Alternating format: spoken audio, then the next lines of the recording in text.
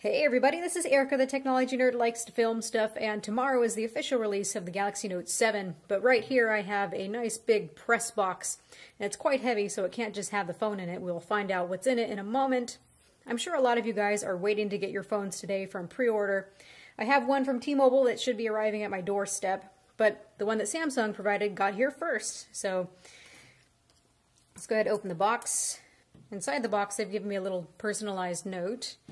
You can see that it looks like we've got the fast charging station, the wireless charging station. Can't wait to try that out. I haven't tried this yet. And you've got all your little bits of documentation and everything to plug this in. Then we've got the Note 7 itself, and it looks like this is the black onyx version. My T-Mobile version coming is also black onyx.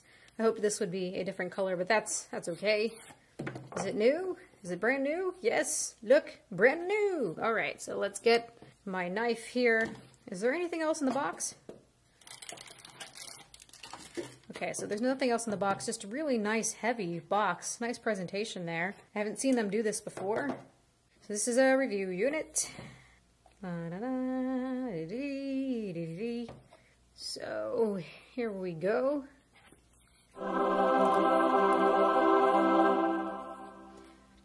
So this is a T-Mobile version of the phone.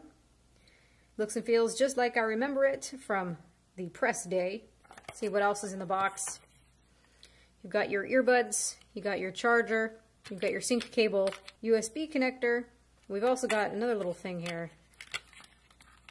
This looks like a USB-C adapter. That's nice. And then you've got some extra pen tips. So pretty simple. Let's get this started up, peel off all the plastic and things. Go ahead and take the front protector off as well. Whee! So yeah, that is a very nice phone. At first glance, I'm sitting here and I almost feel like I'm holding the Galaxy S7 Edge. They've made like Sony and decided to make it uniform on both sides. So that does feel nice in the hand. Although I have seen it pointed out that because this device is uniform, that it's kind of confusing when you take it out of pocket to know what orientation that it's in. You can see compared to my S7 Edge that this is silver, where this is now black all along the outsides, but otherwise looks really quite similar in size. Not that much bigger. So I'm going to be using this for the next several days, see what I think of it, use it as my daily driver. And of course I will be getting the full in-depth review out for you all. There is a lot going on with this phone, you guys. So my angle with this review is that we've got a lot of phones these days that are in the $400 range that are really nice. They don't have anything really extra. They're pretty bare bones in terms of software.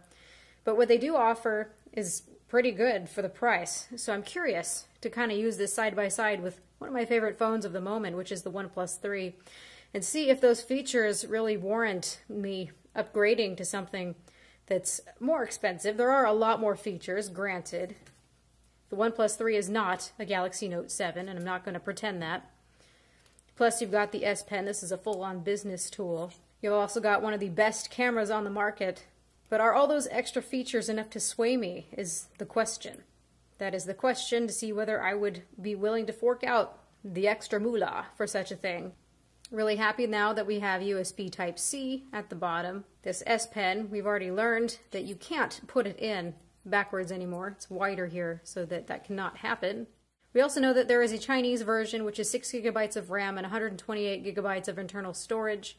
For me, that ends up looking just like a spec race, honestly. It would be nice to have 128 GB of internal storage, but I would never go to that capacity. Plus you have an SD card slot where you can hit 256 GB as it is, or more. So I think 64 is a sweet spot for me. I'm curious to hear if you guys had been irked about that there is a Chinese version that has better specs, although that one's really available only in one market, because the demands of that market are particular. It doesn't bother me, but I'm curious to hear what you guys have to think about that. Are you guys going to get a carrier version? Are you going to wait for unlocked? Please let me know what you think. Must you have the Exynos version, or are you okay with the S820? I'm just fine with this version.